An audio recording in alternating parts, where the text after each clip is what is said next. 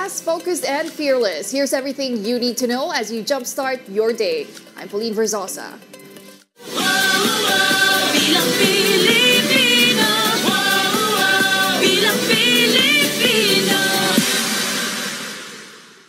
The filing of Certificate of Candidacy has started. The Commission on Elections, or COMELEC, is now open to accept COCs of senatorial and party list representative candidates in the 10th city in Manila Hotel.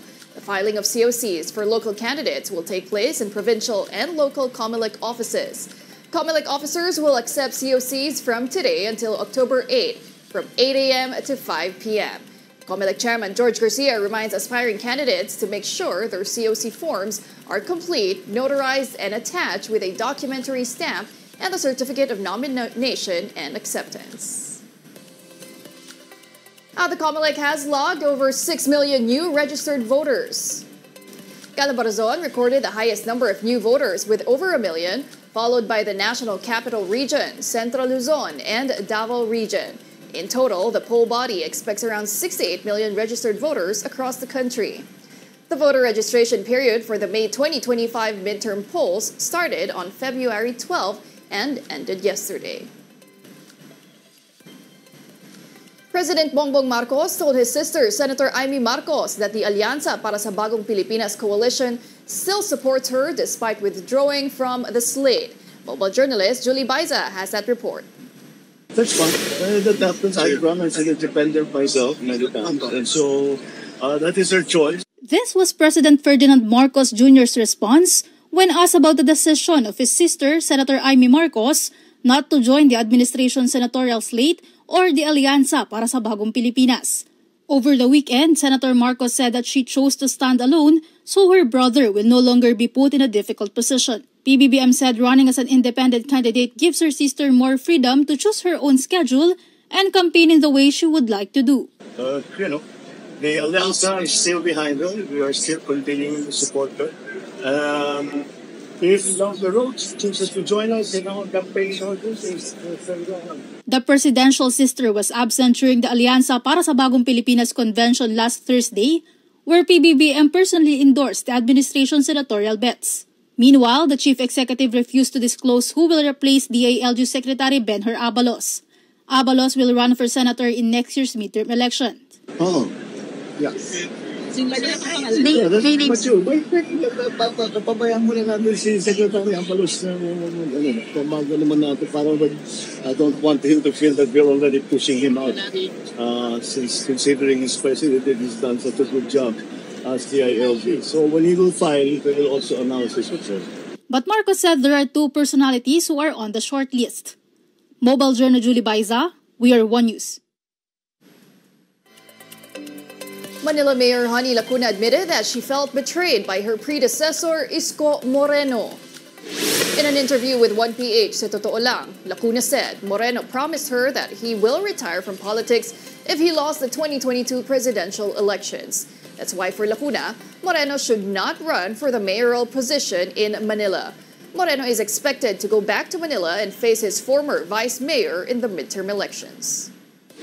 I feel betrayed because nung siya naman po ay namaalam at tumakbong presidente, very clear po sa amin, sa partido po namin, na kapag hindi po siya sinwerte, ay magre-retire na daw po siya. At in several occasions po na magkakasama po kami. Sana hindi na lang siya tatakbo. Dapat po, kasi yun naman po talaga ang napag-usapan namin. At lagi po niyang binabanggit yun sa kahit ano pong mga events or mga magkakasama po kami.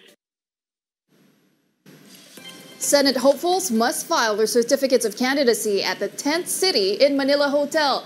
And now let's get an update straight from our fellow One News anchor, Angela Lagunzad Castro. She's joining us live from Manila Hotel. Angela, good morning. How's the situation there so far?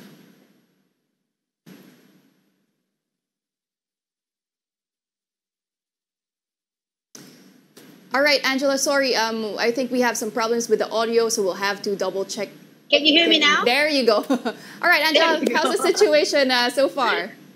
Yeah, hi, Pauline. And of course, you're right. We're here right now at the Manila Hotel 10th City 2,400 square meters wide area has already transformed as the certificate of candidacy filing, a venue for those aspiring to become a senator or a party list of representatives next year.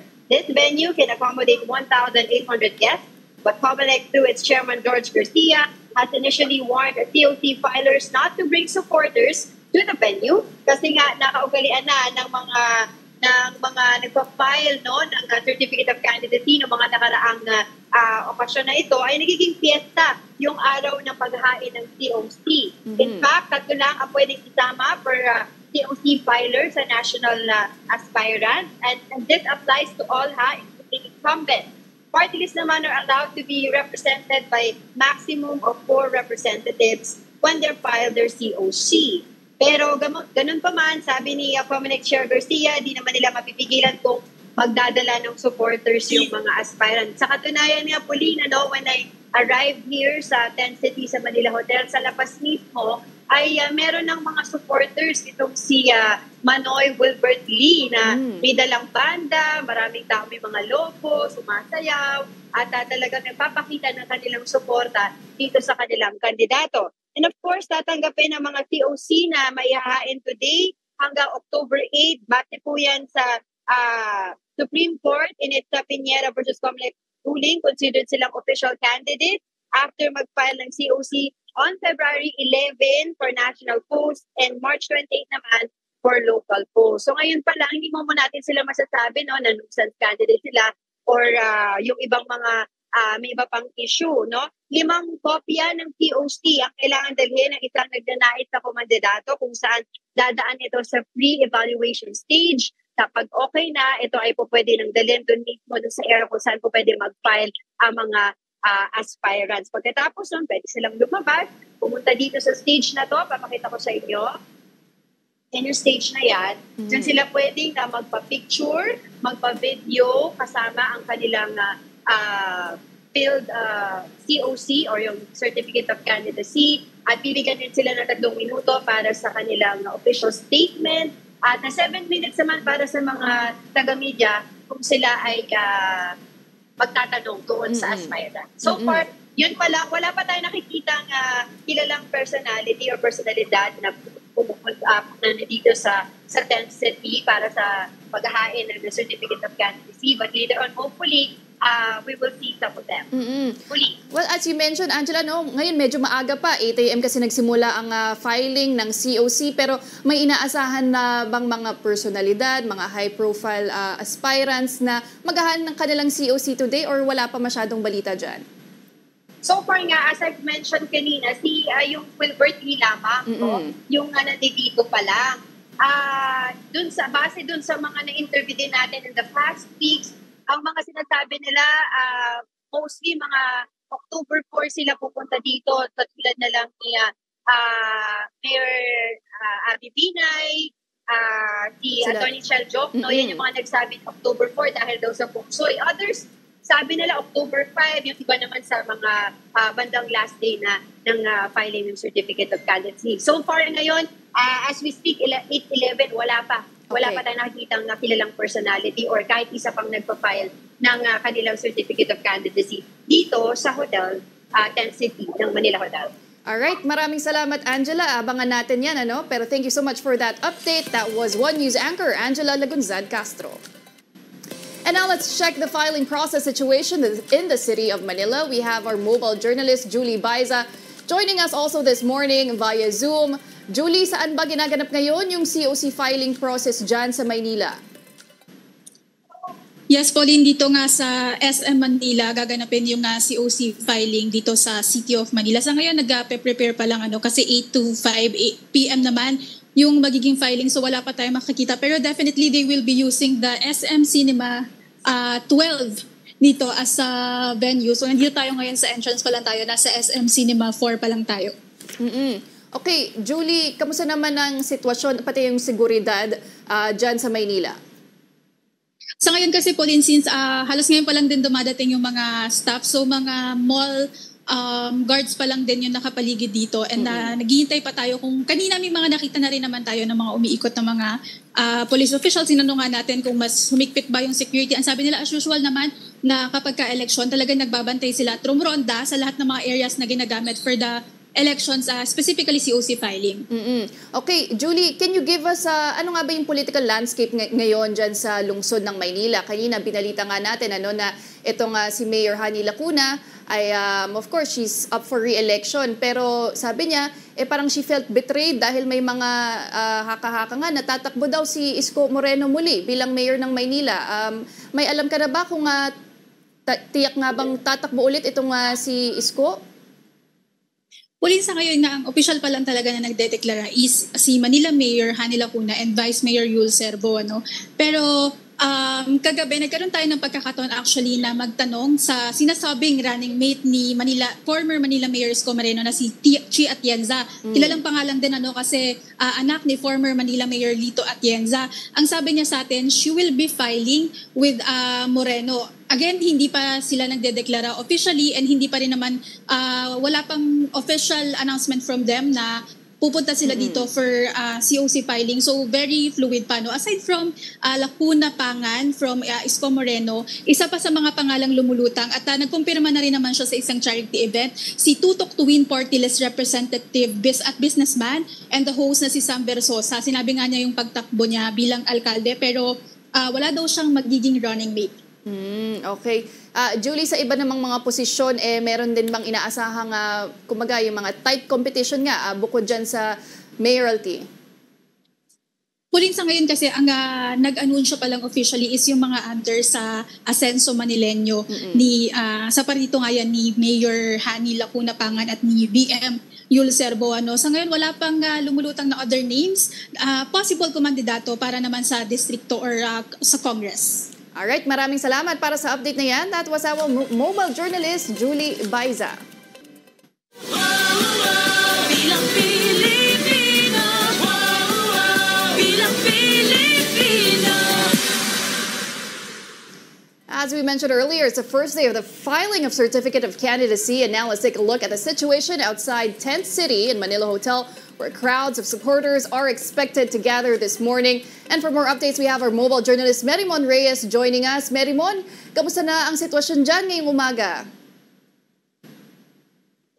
So far, Pauline, since ngayon yung pinakaunang araw ng file of candidacy, bukod sa ilang mga supporters ng mga parties na hopefuls para nga magkaroon ng poste ngayon sa paparating na national election, medyo sinalubong din tayo ng hindi magandang panahon dahil umuulan ngayon. May ilang mga nagkakaroon ng activities ngayon na kumbaga sinasabi nga ng iba baka raw ito ay isang premature campaign. Pero nasabi rin kasi ito ni COMELEC Chairman George Garcia na yung mga activities na hinuhold tulad ng makikita natin sa labas ng Manila Hotel ay hindi pa raw ito matatag or as premature campaign kasi hindi pa naman daw opisyal na kandidato yung kanilang mga sinusuportahan. So far, wala pa tayong nakikitang kumbaga yung mga kilala talagang pagmumukha na tatakbo for any senatorial positions and such. May ilan pa lang ng mga party list na representatives at aspirants na inaabangan na natin na isa-isang papasok sa loob para maipasa na nga nila yung kanilang requirements. Pauline. Maribon, alam naman natin pag filing ng COC, madalas parang piyesta, may mga kanya-kanyang gimmick, ang mga aspirants. Ano na bang ang sitwasyon dyan? Ganun na rin ba? Maingay na ba? May mga banda na bang dala itong mga aspirant na ito?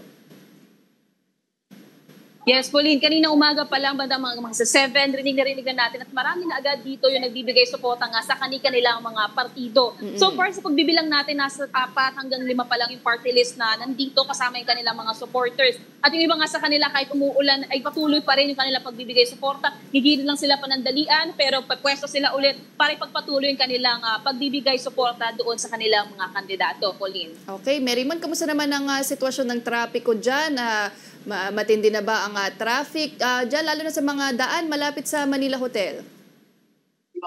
Totoo yan, Pauline. Kasi bukod muna doon sa inaasahan nga natin na daloy ng trapiko na kailangan daw antabayan, nasabi rin kasi ni Manila Police Director, Major General Jose Melencio Nartates, over 1,389 NCRPO ang ipapadala at i-deploy. May nakita rin tayo dito ang mga miyembro mula sa BFP, sa pulisya, even yung security officers dito sa Manila Hotel, nakapaligid at patuloy na inaantabayanan at binabantay itong venue para sa filing of candidacy. Bukod dito, may mga daanan din na papunta sa Manila Hotel, specifically Katigbak Drive, 25th Street, Independence Road at South Road. Ito yung mga sarado dahil nga inaasahan na yung daloy ng trapiko. Baka maapektuhan ito sa lalong-lalo na sa mga susunod na araw kung saan inaasahan natin yung pagdating ng mga magpa-file ng kanilang candidacy bilang senatorial candidate o aspirants. Pauline. Okay, maraming salamat. That was our mobile journalist, Merimon Reyes. And now let's check in on the weather as Typhoon Julian intensifies into a super typhoon. And for more details, we have Pag-asa weather forecaster Veronica Torres joining us on the line. Veronica, nasaan na nga ba itong si Julian? At magiging super typhoon pa rin ba siya? Opo, magandang umaga po sa inyo, pati na rin sa ating mga taga-subaybay. Ito nga si Julian, kanina alas 4 ng umaga ay nasa may 205 kilometers kanluran ng Itbayat, Batanes. So, ang kanyang lakas ng hangin ay 185 kilometers per hour malapit sa sentro at bugso naabot sa 230 kilometers per hour. Nakikita nga natin ngayon na isa na nga siyang ganap na super typhoon. So, posible ngayong Wednesday ay mananatili siyang super typhoon pero bago or habang pag naglandfall ito sa may Taiwan, posibleng humina nga ito at maging isang typhoon category na lamang. Veronica, kailan ba inaasahang lumabas ng bansa itong si Julian? Posibleng lumabas na ating Philippine Area of Responsibility itong si Julian around Thursday afternoon or evening. Okay, bukod kay Julian, may iba pa bang weather disturbance na minomonitor ang Pag-asa ngayon? Maliban po kay Julian, wala naman tayong ibang namomonitor na low pressure area or bagyo sa loob ng ating Philippine Area of Responsibility. Okay, maraming salamat para sa update na yan. That was Pag-asa weather forecaster Veronica Torres. Now, Batanes was heavily battered by the wrath of Super Typhoon Julian. The streets in the town of Uyugan were flooded due to the rain caused by the super typhoon. Trees also fell to the ground in the town of Sabtang. Residents in Basco experienced the strong winds and huge flood. A small airplane there was also destroyed by Super Typhoon Julian. Batanes was placed under signal number 4 yesterday, and it is now under signal number 2.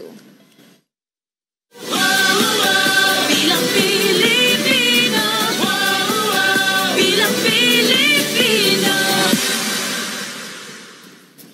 The local elections in the city of Taguig are definitely something to watch out for, and it should be noted that 10 barangays were transferred from Makati to Taguig. And for more updates, we will be joined by mobile journalist Kayla Makantan. Kayla, kamusta na ang sitwasyon dyan ngayong umaga? Pauline, ngayong umaga nandito tayo sa Barangay Pitogo at inikot nga natin yung mga Embo Barangay, formerly na under the jurisdiction ng Makati at ngayon ay nasa Taguig na. At pinumusta din natin yung mga sa Barangay Hall at yung mga residente at inaabangan nga nila itong dadating na eleksyon at inaabangan din nila, Pauline, yung filing dahil sa ngayon wala pa masyadong mga matunog na kandidato para sa 2025 elections. Pauline? Oo. Pero ito, Kayla, inform naman ba ang mga residente ng formerly ng Makati, mga Embo Barangays na yan, dun sa mga changes na magaganap para sa kanila pag bumoto na sila next year sa midterm elections? Yes, Pauline, kasi sa katunayan, nung huling eleksyon nitong 2023, nakaboto na sila, na nandito na sila sa Taguig at ayon naman sa kanila, wala naman no pagbabago doon sa mga lugar kung saan sila bumoboto at yung sa mga kandidato, kumbaga sila pa rin. Kumbaga nagbago lang talaga yung from Makati, Taguig na yung kanilang ginagamit. Inamin din nila na hanggang sa ngayon, nalilito pa rin sila kahit nga nung nakaraang eleksyon, nakaboto na sila, ang Taguig. At hanggang ngayon, nakakalito pa rin daw yun yung kanilang sinasabi. Sa pagdating sa mga kandidato, medyo may panghihinayang sila kasi sinasabi naman nila na ayos naman daw yung pamamalakad sa Taguig. Pero kung ikukumpara daw doon sa kanilang dating lungsod sa Makati, mas mabilis daw kasi yung mga proseso. Kaya yun yung kanilang panghihinayang lang sa ngayon. Alright, maraming salamat para sa update na yan. That was our mobile journalist, Kayla Makantan. All right, now from Taguig, let's now go to Quezon City, where Mayor Joy Belmonte is expected to pursue another term. And for more updates, makakasama po natin si mobile journalist RR Tubise. RR, kamusta na ba ang sitwasyon dyan? May mga nakapag-file na ba ng COC dyan sa Quezon City? Yun, Pauline, good morning. No? Andito ako ngayon sa Amoranto Sports Complex kung saan opisyal nang binuksan ang filing of Certificate of Candidacy para sa mga gustong tumakbo bilang lokal na opisyal ng Quezon City. Sa ngayon, wala pang nakapag-file ng mga kandidato, pero ang inaabangan nga natin na mag-file ngayong tanghali ay ang incumbent mayor ng Quezon City na si Mayor Joy Belmonte. Yun, pero ang inaabangan natin na kasabay niya mamaya ay ang running mate niya na si Vice Mayor Soto. Okay, RR, kamusta ba ang political landscape dyan sa Quezon City? Do we expect na may tatapat ba kaya incumbent Mayor Belmonte sa pagkaalkalde ng lungsod? Pawis sa ngayon wala pa kasing lumulutang na pangalan, no? Dahil nagtanong-tanong rin tayo dito sa gilid.